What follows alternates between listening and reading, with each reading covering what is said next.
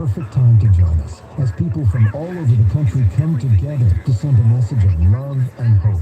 Walk over 16 miles from dusk till dawn, individually or as a team, to raise funds and awareness for suicide prevention. See the landmarks of New York City by moonlight. Form lasting friendships, experience healing, and bring hope to those affected by suicide. Be a part of something extraordinary. Register today at theovernight.org or call 888-THE-OVERNIGHT. That's 888-843-6837 or go to theovernight.org.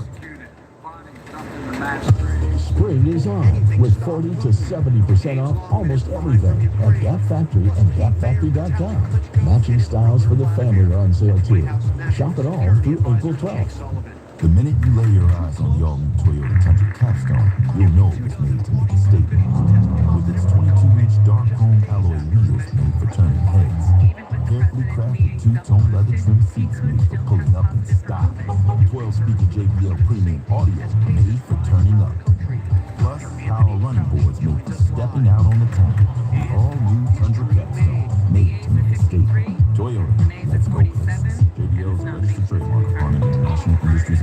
Amateur Night at the Apollo is back Wednesday nights at 7:30. You decide who will be good and who will be gone at the most legendary talent show in the world. Get your tickets now at apollotheater.org and join the party.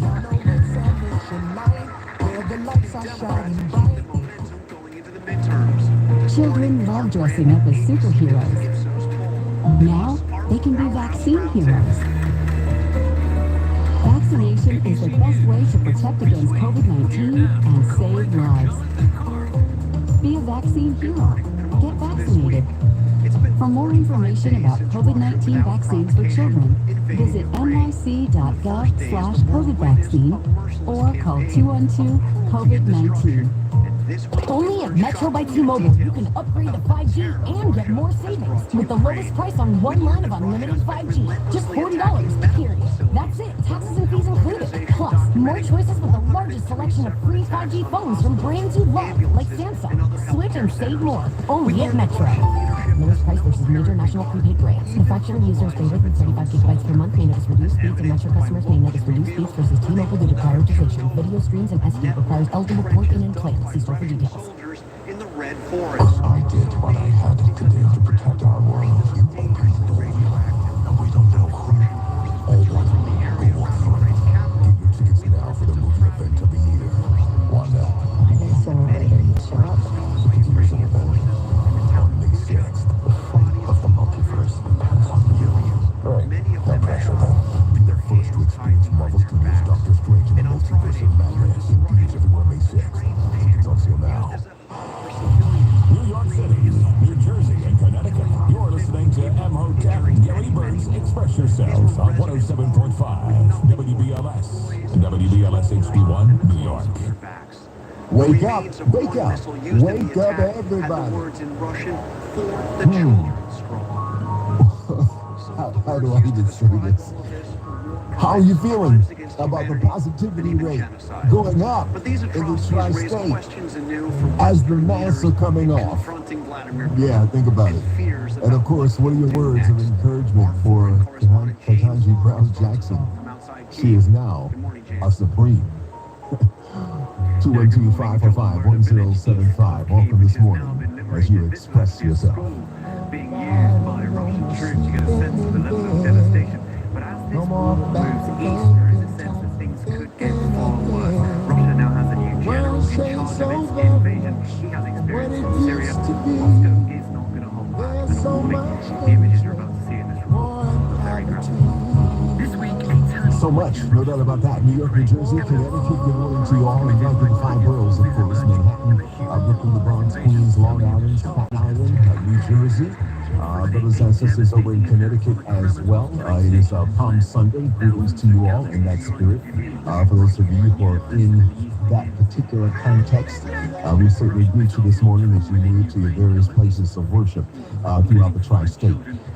We are moving into April 10th, and inside of our Radio GBE Matrix, we note that on this date in history, we are looking at Dr. George Washington Carver, a scientist and discoverer of over 300 products for the peanut and sweet potato. A lot of people forget about the sweet potato thing. Okay, the peanut thing, most people are grass, but it's the sweet potato also.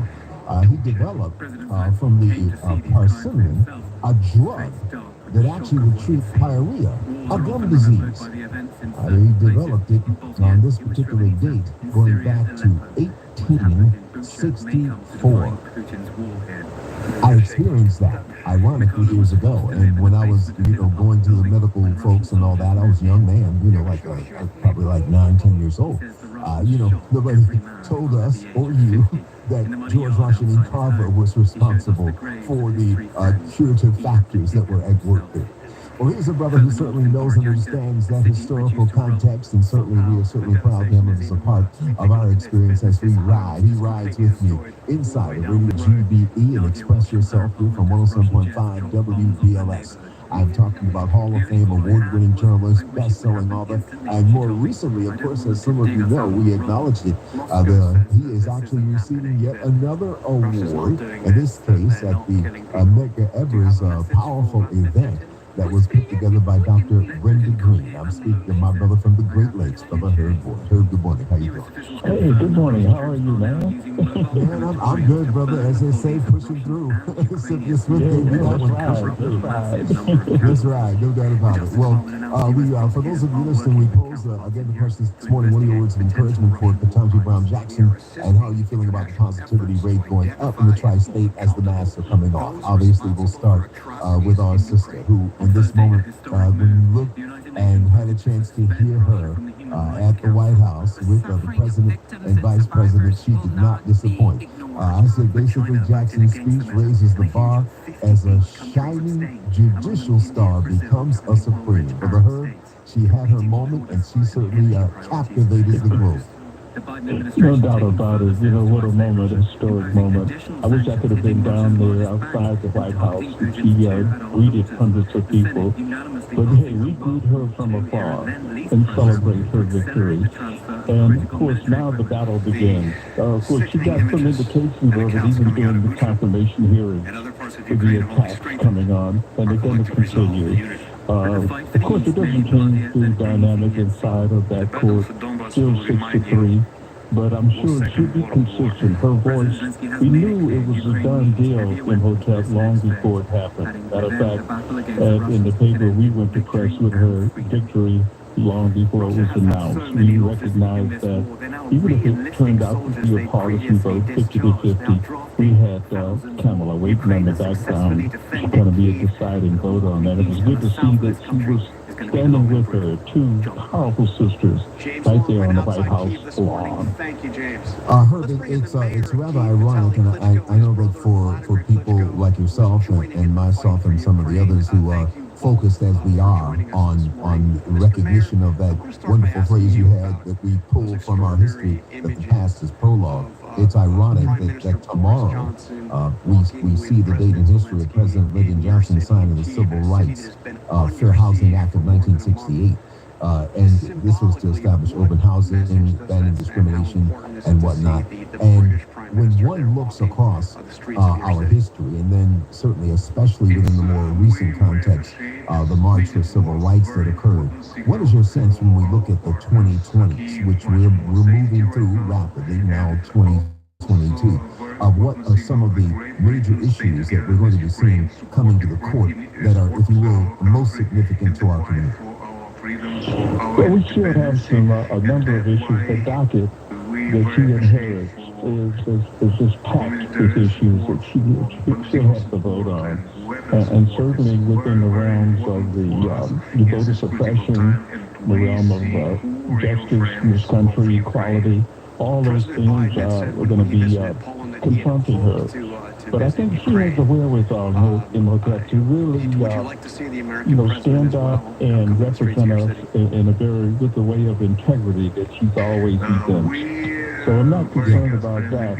Know that her vote will be just insignificant in terms of the other 6. be coming from the other side of the aisle and along those partisan lines. But nonetheless, she's going to have to stand up there and represent, and she will have a voice. She will have an opinion. She can write a minority opinion there that can resonate the same way that Thurgood Marshall did while he was there. And say nothing of how some of the other liberal members of that bench have stood up over the years. So she'll have to, she carries on that tradition. She inherits that particular responsibility, and her accomplishments in the past, we talk about past as prologue, her accomplishments in the past reflect all the reason to believe that she'll be steadfast in the future. It's a challenging a moment for sure, and at the same time echoes many that have come before. On this date, someone who you have written extensively about, the great Jackie Robinson, signed a baseball contract to become the first modern black professional baseball player on this same date in 1947. In looking back and coming in that sort of post-World War period where I was born, as a matter of fact, what are your thoughts about this dynamic of being the first and what that means today? Obviously, you know, how many decades later? It's amazing that here in this so-called democracy we have, the home of the brave and freedom and justice and everything, we're still talking about first. We're still talking about a first. And there's still so many other firsts that have to be accomplished. We haven't completed that cycle. You know, we still need the first, what you might say, the first majority of the Supreme Court. When will we have that? We'll need the first, even the first, what you might call black woman who is in a power position to become the first president. So, hey, we got the first Supreme Court justice as a black woman. When are you going to get the first black woman as a president? Let's get that. Yeah, let's get that, no doubt about it. We've got a situation, taking a quick a step for a moment into, if you will, the more recent past, and I'm thinking of the January 6th insurrection, where we have committee meetings, we have the hearings that are happening, we have the possibilities, obviously, of some kind of, if you will, conviction, hopefully, or retribution. But I was fascinated to read something the other day concerning ex-President Donald Trump, who indicated that in relationship to what took place on January 6th, that he intended and wound up being, if you will, I guess, pushed down by Secret Service and other, forces there. He wanted to lead the march to the Capitol. He actually has now come out and said that. Come on, really. Ukraine is just the beginning. In effect, though, he did. You know, whether in a very tangible and figurative way that he was out front, but his words inspired them. You know, one of the things I discovered that was amazing and surprise for me in Hotel was the fact that Ali Alexander, I was looking at a photograph of him in the paper the other day, and he was one of the ringleaders there. You know, helped organize the whole demonstration. But of course, he had a similar demonstration going on in another part of the Capitol Hill. But apparently he was one of the ringleaders there, and it's kind of curious to see. He looked like an African American. I see. Well, did you see that? I did not. I did not see that. That's a new one on me. Although we do have, different folks, if you will, who come from where they come from. But I think you point towards something in this area of conversation of Trump indicating he wanted, as I say to you. And you're right, symbolically he did, but he wanted to actually physically go out there and actually stand in front of them, which tells us something about the mindset and certainly, obviously, his intent. What I'm wondering in this context, as we come closer to the midterm, obviously, an election that's going to be around the corner presidential-wise, what thoughts about what he is doing and what he is building and how close the possibility might be for him to actually not only run for the presidency, but to be gained. Do you believe this is orchestrated? What we see as a trend that seems to be developing globally. You look at Putin, and you look at what's happening in France. There's just a rise of conservatives, the right wing getting ascendancy and gaining power, Hungary, all over the place. So we are concerned about here in this country where seemingly there's a divide. If you look at a recent poll that was conducted, it suggested that they had an election right now that Trump would defeat both Biden and Kamala. And so that doesn't all go well for us as we move into the midterm. And I think that'll be the decisive factor to see how that vote, the tallies come in from that, because many of the supporters that Trump has received have taken substantial defeats. So we hope that that's a trend that's taking, and not just a trend to the right, but to beat back these individuals who have connections to the right wing, who have connections to white supremacy, connections to the kind of Proud Boys and the Oath Keepers. And it's good to see that they're beginning to get their comeuppance coming from the investigating committees. Reverend Al Sharpton's National Action Convention, the annual convention is live, and so we want to welcome all the many brothers and sisters from around the country, of course, from the National Action Network organization itself and so many others, illustrious leaders and people certainly of commitment to our community are here. The moment that you and I are talking about right now and pointing towards, and midterms and all that, and obviously the election, really are centered in a tremendous moment that we are about to pass through, ironically, going back to when we see, the point at which the Voting Rights Act was passed, in 65, that here we are in this year, in this decade, still facing now a daunting voting battle that is about to emerge across the country, where Republicans have set up, if you will, disenfranchisement stations, literally state by state, to stop us from being able to vote successfully. Because genocide is actually a legal And they continue in that particular enterprise. You see that we have that kind of attitude in this country. And all of that is resonant, of the past again, looking at the rise of right-wing organizations in this country. And they haven't gone away at all. They find different kind of ways to surface and have an impact on our so-called democratic constitutional rights in this country. So certainly we have to be concerned about that.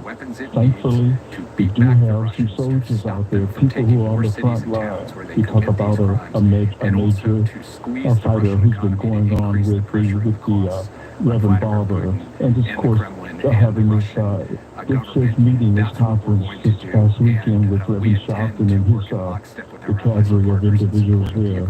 Those are some of our foot soldiers in this battle. Have to push hard. We got to get. It took us a century to get the whole anti-lynching bill. Then it killed Bill through. After some failed attempts, some 200 failed attempts. So you have to be optimistic in the sense of looking at the long view of history in this country. And we've always had that perspective, that the battle is not won in a day, that we have to be not sprinters necessarily, but long-distance runners in order to bring some of these things to reality. No question about it. Well, what are your words of encouragement for Ketanji Brown Jackson, and how are you feeling about the positivity rate going up in the tri-state as masks are coming off? There's a dichotomy there. A lot of folks are kind of going, is the things that make you go, You remember that, right? 212-545-1075 is the number to call. It's 212-545-1075. New York, New Jersey, Connecticut, right through Manhattan, Brooklyn, the Bronx, Queens, Long Island, Staten Island, New Jersey, Connecticut, wherever you are. Again, first of all, our sister. Now, what are your words of encouragement for her this morning? And how are you feeling about the positivity rate going up in the tri-state with the mask coming off? Certainly many of you who are parents are facing a major challenge in relationship to the recognition of how this impacts at the level of schools, but frankly, it's everywhere. Everywhere you look, the mask issue is there, and the mask issue is coming off, and people are pretty casual about it, ironically, in relationship to now what is emerging as a new COVID variant that certainly has a level of infectiousness in it that certainly is something to be concerned about. Herb, your comments in relationship to what you're seeing. You have multiple dynamics on this, obviously as a citizen, at the same time as an educator as well. No doubt, and it's certainly concerned from the educational standpoint with my students at City College. And we're still conducting our classes in a remote fashion. And they're crying out for in-person meetings and sessions, but there seems to be a little, we're holding steady on that and keeping the remote thing going. We've gotten used to it, they've enjoyed it.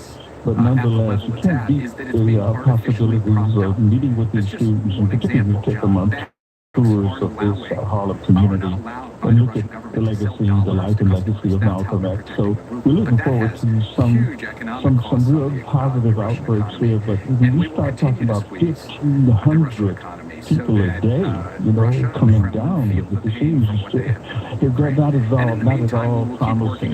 But the struggle continues on all these fronts, and we cannot necessarily take a step back. Absolutely. I've got Sakura standing by, the journalist on line one. Sakura, welcome to Express Yourself this morning. Let our listeners know where you're calling us from this morning, too. Losses of our troops. It's a huge tragedy for us. What do you make Sakura, can you hear us? and how much do you think the Russian people really know? I think we're having some trouble connecting her at the moment. Yes. Sakura, if you can hear us? Well, we know that because of Okay, we'll let Rick take care of that for a minute. Let me jump to something else that I wanted to make sure I got a chance to hear from you, Herb. It's in the entertainment vein, and a story that obviously is pounding every day. But we had this recent development, and we talked to Sister Flo Anthony. Of course, who's a brilliant entertainment journalist who talked with us about what was perhaps going to be coming down from the Oscars committee. They have actually banned Will Smith from Oscar events for, I think, it's 10 years or something. But the calls are continuing to attempt to actually take away his Oscar. What, in the context of looking at the history of black film and cinema and our struggles in that particular area, what does this particular situation really represent? Is it a blip, or is it something more significant than that in context of the fact of recognizing that he actually not only won that Oscar, but he has other films that ultimately are still eligible and could wind up winning another? I mean, well, I go with the flow, and I think she was very prescient in some of her comments last week when we discussed it, and pretty much predicted that the Academy would step up and take some very, very severe steps in banning him for 10 years. I don't know exactly what the consequence for that will be in terms of if he can be nominated again, whether he show up to the Oscar or not.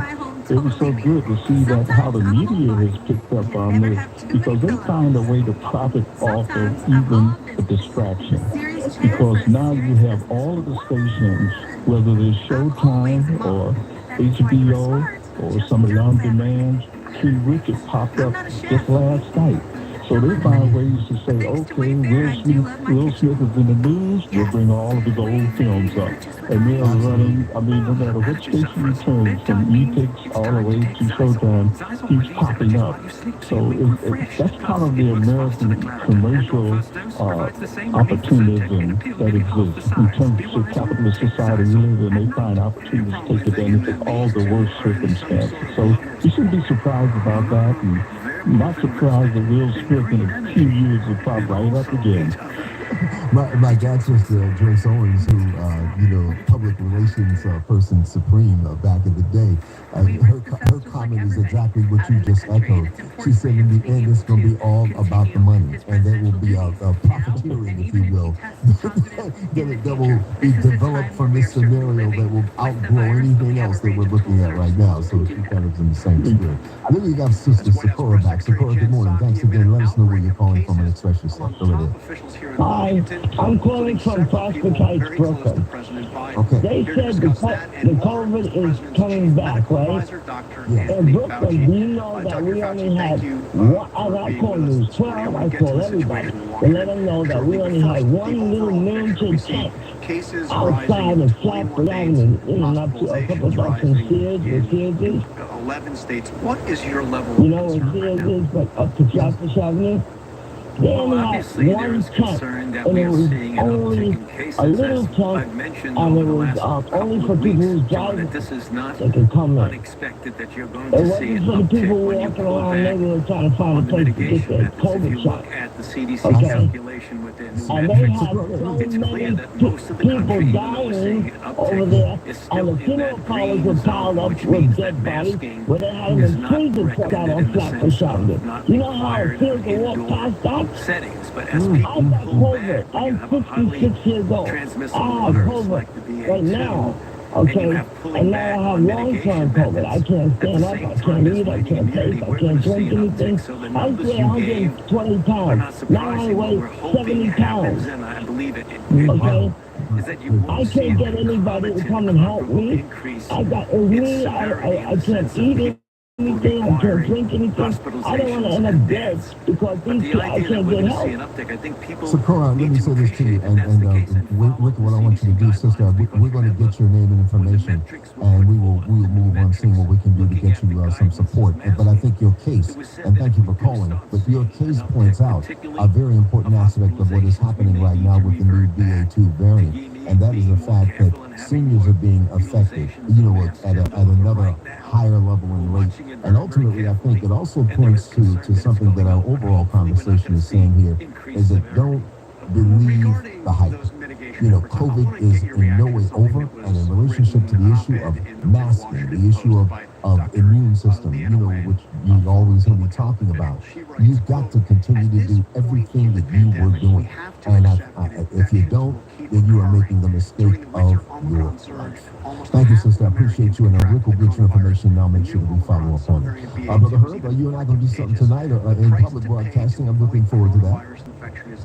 Oh, we'll be with you. I ride with you ever and always.